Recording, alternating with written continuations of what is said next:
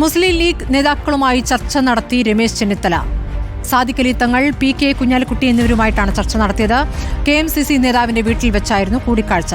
കോൺഗ്രസിലെ നേതൃമാറ്റ ചർച്ചകൾക്കിടയിലാണ് ലീഗുമായുള്ള ചർച്ച നടന്നിരിക്കുന്നത്. അഷ്കർ അലി വിവരങ്ങളുമായി.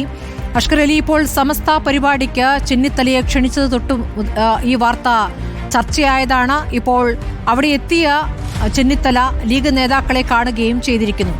സാദിഖ് അലി തങ്ങളും PK കുഞ്ഞാലിക്കുട്ടിയുമായുള്ള കൂടിക്കാഴ്ച എത്ര നേരം നീണ്ടു? എത്ര മണിയോടെയായിരുന്നു ഈ കൂടിക്കാഴ്ച?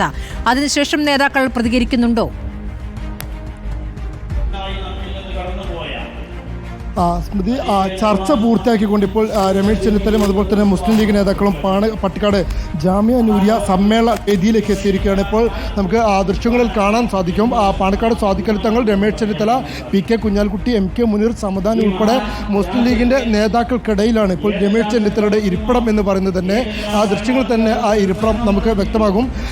ഇവിടെ പട്ടിക്കാട് ജാമിയ നൂരിയ സമ്മേളന നഗരിയിൽ വെച്ചുകൊണ്ട് തന്നെ കൂടിക്കാഴ്ച ഉണ്ടാകുമെന്നായിരുന്നു ആദ്യഘട്ടത്തിൽ നമുക്ക് ലഭിച്ചിരുന്ന വിവരം. എന്നാൽ അവസാനം മാധ്യമങ്ങളൊക്കെ തന്നെ ഇവിടെ എത്തിയതോടെ ചർച്ച ഇവിടെ നിന്നും തൊട്ടടുത്ത മറ്റൊരു സ്ഥലത്തേക്ക് മാറ്റുകയായിരുന്നു. ഈ ജാമ്യയിൽ നിന്നും ഏതാനും കിലോമീറ്റർ മാത്രം അകലെ വേങ്ങൂരുള്ള ഒരു KMCC നേതാവിൻ്റെ വീട്ടിൽ വെച്ചുകൊണ്ടാണ് ചർച്ച നടത്തിയത്. മലപ്പുറത്തെ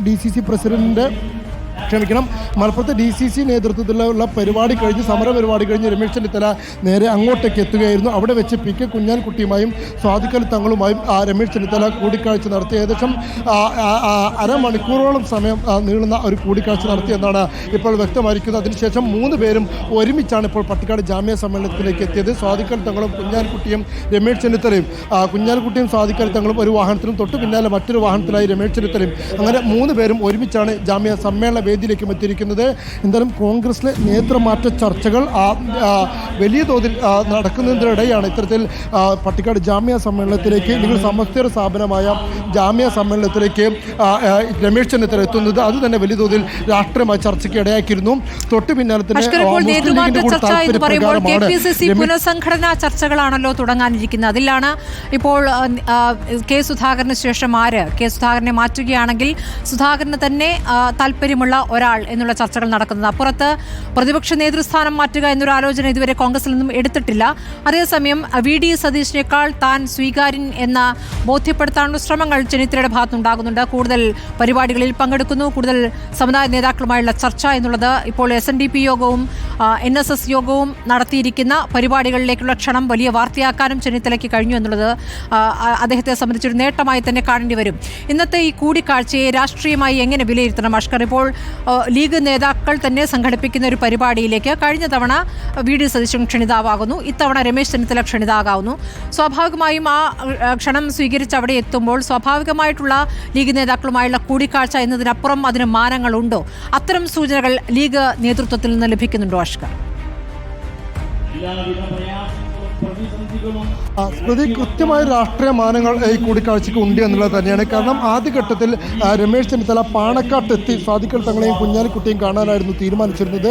പിന്നീട് അത് ഇവരുടെ ലീഗ് നേതാക്കളുടെ കൂടി സൗകര്യപ്രകാരമാണ് ജാമ്യയിലേക്ക് മാറ്റിയത്. എന്നാൽ ജാമ്യയിലേക്ക് കൂടുതൽ മാധ്യമ പ്രവർത്തകരെത്തിയതോടെ അത് ജാമ്യയിൽ നിന്നും മാറി തൊട്ടടുത്തുള്ള ഒരു KMCC നേതാവിൻ്റെ വീട്ടിലേക്ക് മാറ്റുകയായിരുന്നു. ഇത്തരത്തിലൊരു രഹസ്യ കൂടിക്കാഴ്ച എന്ന് തന്നെ പറയേണ്ടി വരും. അത്തരത്തിൽ മാധ്യമങ്ങളെ ഒഴിവാക്കിക്കൊണ്ടുള്ള ഒരു കൂടിക്കാഴ്ചയാണ് അവിടെ വെച്ച് ലീഗ് നേതാക്കൾ നടത്തിയത്. അതിനുശേഷമാണ് ലീഗ് നേതാക്കളും രമേശ് ചെന്നിത്തലയും ജാമ്യ സമ്മേളന വേദിയിലേക്ക് എത്തുന്നത്.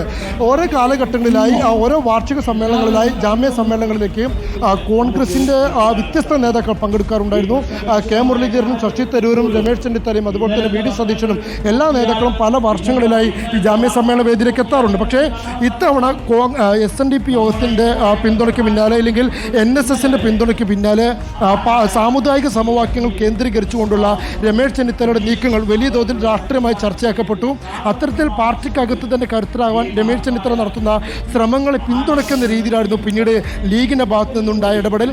ജാമ്യ കമ്മിറ്റിയുടെ പ്രസിഡന്റ് കൂടിയായിട്ടുള്ള സാദിഖ് അലി തങ്ങൾ അടക്കമുള്ളവർ ഇടപെട്ടുകൊണ്ട് രമേശ് ചെന്നിത്തലയെ തന്നെ ജാമ്യയിലേക്ക് എത്തിക്കുന്ന ഒരു സാഹചര്യമുണ്ടായി.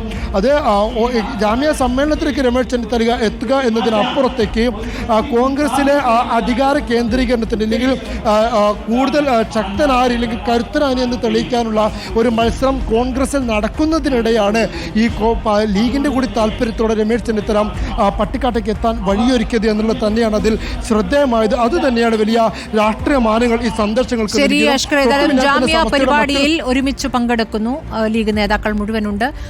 സാദിഖ് അലി തങ്ങളുണ്ട്, പി കെ കുഞ്ഞാലിക്കുട്ടിയുണ്ട്. അതിനുശേഷം ഇവർ ഒരുമിച്ചൊരു മാധ്യമങ്ങളോടുള്ള ഒരു പ്രതികരണം ഉണ്ടാകുമോ എന്നതാണ് അറിയേണ്ടത്.